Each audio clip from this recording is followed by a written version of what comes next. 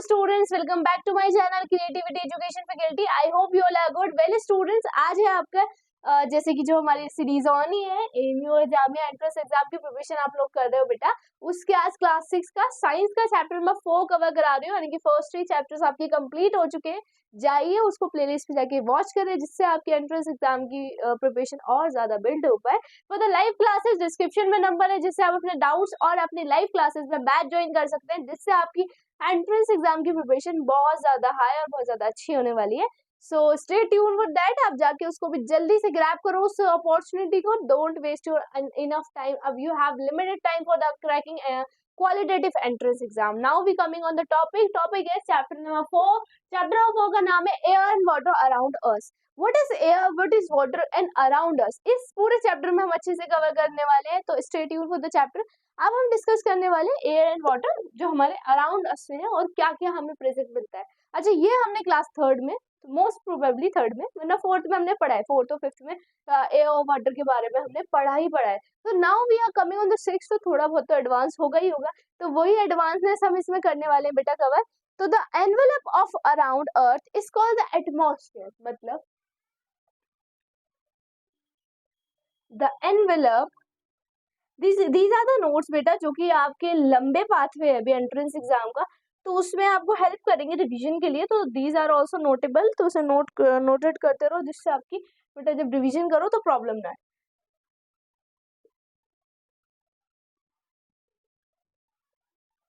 Second point is the atmosphere is held to the earth due to the force of gravity of the earth. Now we see the envelope of air around earth is called the atmosphere। यानी कि एक envelope है हमारा air, जो चारों तरफ present है हमारी आर्क एयर के, अर्थ के। This is called the atmosphere. उसको हम क्या बोलते हैं बेटा? एटमॉस्फेयर बोलते हैं उसको हम। The atmosphere is held, atmosphere क्या हेल्ड करता है? Due to the earth a force of gravity of the earth. हमारी फोर्स लगती है हमारी अर्थ पे, जो कि नाम है उसका ग्रेविटी, जिसकी वजह से हमारा एटमॉस्फेयर भी जिंदा है, हेल्ड है अभी तक। तो हमारे एटमॉस्फेयर चार तरीके के होते हैं। कौन से चार तरीके की लेयर्स होती है हमारे एटमॉस्फेयर की? कितनी तरीके के? 4 टाइप्स ऑफ लेयर, जहां पे हमारा एटमॉस्फेयर एग्जिस्ट करता है। ठीक है, तो वो है troposphere, stratosphere, ionosphere and exosphere. What is this? मैं लिख देती हूँ यहाँ पे। Troposphere, second one is stratosphere, जो कि बहुत ज्यादा इंपॉर्टेंट है बेटा, ये आने वाली है। इसके बारे में कुछ भी क्वेश्चंस पूछ सकते हैं, क्योंकि मोस्ट ऑफ द टाइम, क्योंकि सारे एक जैसे नाम है, बच्चे कंफ्यूज हो जाते हैं कि कौन सी लेयर कहाँ पर है, किसका क्या काम है। तो be clear about that, because that is the necessary thing. अगर आप यही चीज भूल जाओगे तो आपको लेयर्स क्लियर नहीं होंगी। तो now we coming on the each layer specifically. सबसे पहले ध्यान रखो, हमारी एटमॉस्फेयर एक अराउंड ऑफ अर्थ है, जिसको एटमॉस्फेयर बोलते हैं। उसके बाद हमारे उसके 4 टाइप्स होते हैं, 4 लेयर्स होती है। Troposphere, stratosphere, ionosphere and exosphere. I hope that is clear. अभी कमिंग ऑन द ट्रोपोस्फेयर, तो ट्रोपोस्फेयर डिस्कस करने वाले हैं हम यहाँ पे। ओके,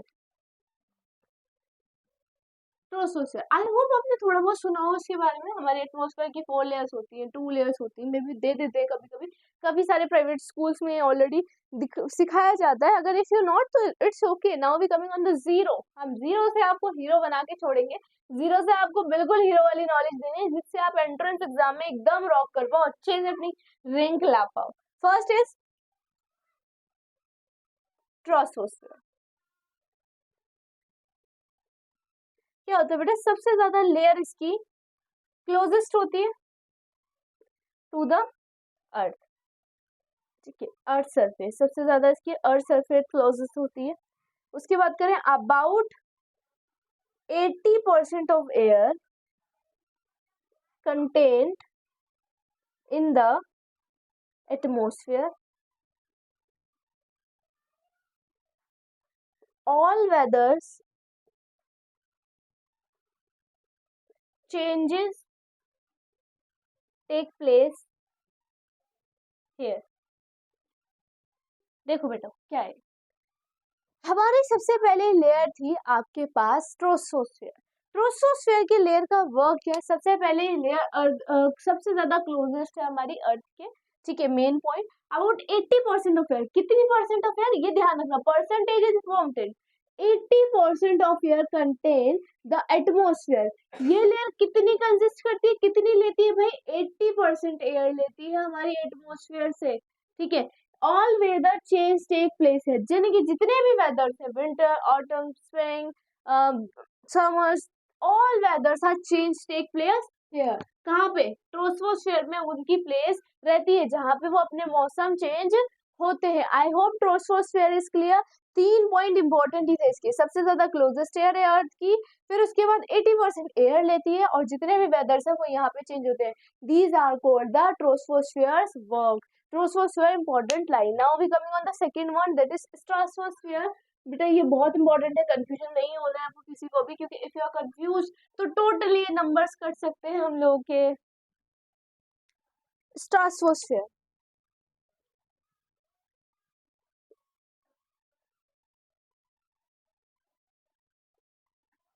सबसे पहला एयरक्राफ्ट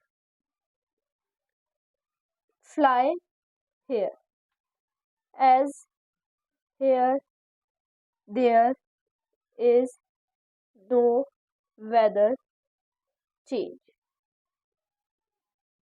ठीक है। Ozone layer is present here which absorb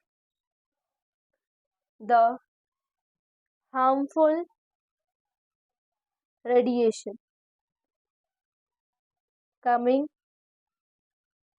from the sun.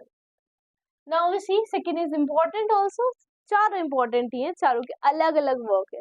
सबसे पहले एयरक्राफ्ट मतलब जितना भी आपके एरोप्लेन है, आपका हेलीकॉप्टर्स है, ये सारे यहाँ पे उड़ते हैं, यानी कि बेसिकली सेकेंड लेयर आपके एटमोस्फेयर की से माना जाता है, जहाँ पे नो वेदर चेंज, एक भी वेदर चेंज नहीं होता है। सर्दी गर्मी बरसात का कुछ भी नहीं रहता, जब भी तो फ्लाइट आराम से उड़ पाती है, जब भी तो एयरप्लेन और हेलीकॉप्टर सब आराम से उड़ पाते हैं।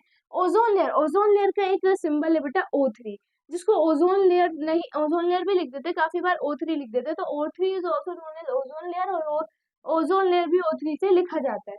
Is present in the absorb the harmful radiation of the sun. यहाँ स्ट्रोपोस्फेयर में ओजोन लेयर प्रेजेंट होती है। ओजोन लेयर क्या होती है? एक चादर होती है बेटा, जो अर्थ पे पूरी हुई फैली हुई है, पूरा गोल अर्थ है ना, तो उसके ऊपर यूं करके है, जिससे हार्मफुल रेडिएशन सन से आती है, तो वो हमें क्या करती है बेटा? प्रोटेक्ट करती है, ताकि हमें क्या, हमारी अर्थ को प्रोटेक्ट करती है, हमारी अर्थ को प्रोटेक्ट करिए, दैट मीन्स हमें प्रोटेक्ट करिए, जब भी वो रेडिएशन हम पे नहीं आ रही। इफ सन की रेडिएशन बहुत हाई है और ये अगर हमारी ओजोन लेयर हमको प्रोटेक्ट नहीं करे, तो बेटा हम पे डायरेक्ट आएगी, जिससे हम जाहिर सी बात है, हमारी डेथ हो जाएगी।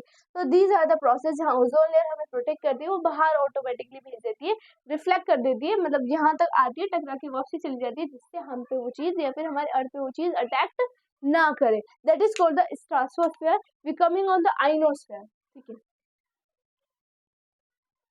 These are the third one, ionosphere.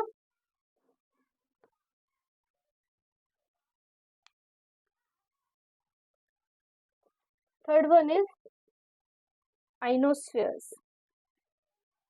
ये इसका सिर्फ एक काम है, it helps in the transmission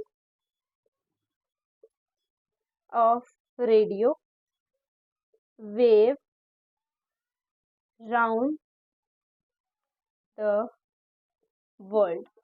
Fourth one is exosphere, ठीक है। Exosphere, it is the outermost layer of the atmosphere। ये सबसे ज्यादा छोटा है, क्या है बेटा? देखो, सबसे पहले ionosphere, it have a transmission मतलब ट्रांसफर करना, ट्रांसफर कर रही है रेडियो वेव्स, यानी कि जितना भी मैं बोल रही हूँ अभी, this is my speaking sense, इसको हम रेडियो वेव भी बोलते हैं। तो हमारी रेडियो वेव को आगे तक पहुंचाना, आगे कन्वर्ट करना, ट्रांसमिशन करना, these are the work of ionosphere, पूरे वर्ल्ड में हमारा है। उसके बाद बढ़ते हैं एग्जोस्फेयर। एग्जॉस्ट से ही समझ में आ रहा है एग्जिट की बात हो रही है। That is the outer most layer of हमारी एटमोस्फेयर की मानी जाती है एग्जोस्फेयर को आउटर मोस्ट लेयर।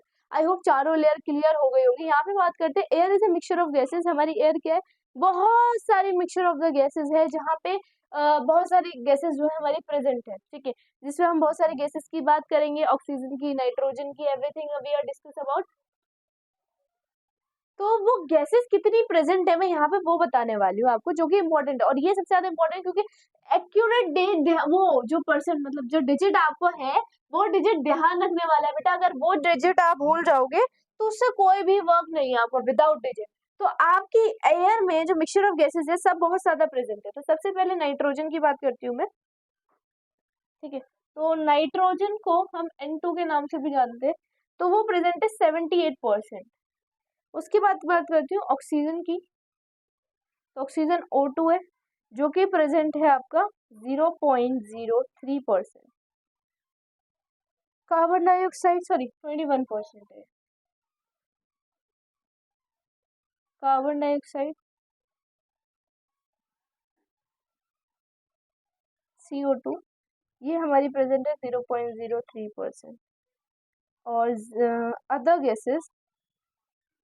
गैसेस जैसे कि अगर हम नाम लें H2, वाटर वेपर, ये सारे हमारे प्रेजेंट है 0.97%। ये परसेंटेज इंपॉर्टेंट सबसे ज्यादा हमारी नाइट्रोजन इंपॉर्टेंट है बेटा। मतलब नाइट्रोजन सबसे ज्यादा अमाउंट में प्रेजेंट है। जैसे कि जो हम वेपर्स खाते हैं, जो अभी कुरकुरे चिप्स वगैरह जो कि नहीं खाने चाहिए, दिस इज अनहेल्दी, बट उसके अंदर भी नाइट्रोजन होती है जिसकी वजह से वो सीलते नहीं थे। कभी काफी बार देखते हो जो पैकेट फूला हुआ होता है वो नहीं सीलता, जो हम पिंच कर देते हैं उसमें से नाइट्रोजन गैस जाहिर सी बात है निकलेगी, तो आफ्टर 1 डे या फिर थोड़े टाइम बाद वो बेटा सील जाता है, उसकी अजीब सी स्मेल आने लग जाती है बिकॉज ऑफ नाइट्रोजन, क्योंकि उसके अंदर से नाइट्रोजन निकल जाता है तो वो उसे सेफ नहीं रख पाता। तो ऑक्सीजन बात करें O2 और वो 21% प्रेजेंट है आपकी पूरा एटमॉस्फेयर के अंदर। कार्बन डाइऑक्साइड 0.03 और अदर गैसेस में क्या आता है, हाइड्रोजन आ गया और वाटर वेपर आ गया, इतना ही आपका प्रेजेंट है। This is all about the part 1। हम डिस्कस करेंगे पार्ट 2 में इसके आगे के चैप्टर को, जिससे आपको चैप्टर थोड़ा शॉर्ट वे में और अच्छे अच्छे से समझ में आता रहे। Be ready for the part 2। Stay happy, stay safe. जो भी क्वेरी आपको, जो भी डाउट्स है, आप कमेंट बॉक्स के थ्रू आप मुझसे पूछ सकते हैं। डिस्क्रिप्शन में नंबर है, अपने लाइव बैच को ज्वाइन कर सकते हैं, जिससे आपकी लाइव क्लासेस में आपकी परफॉर्मेंस और ज्यादा बिल्ड होगी। Stay happy, stay safe, bye bye.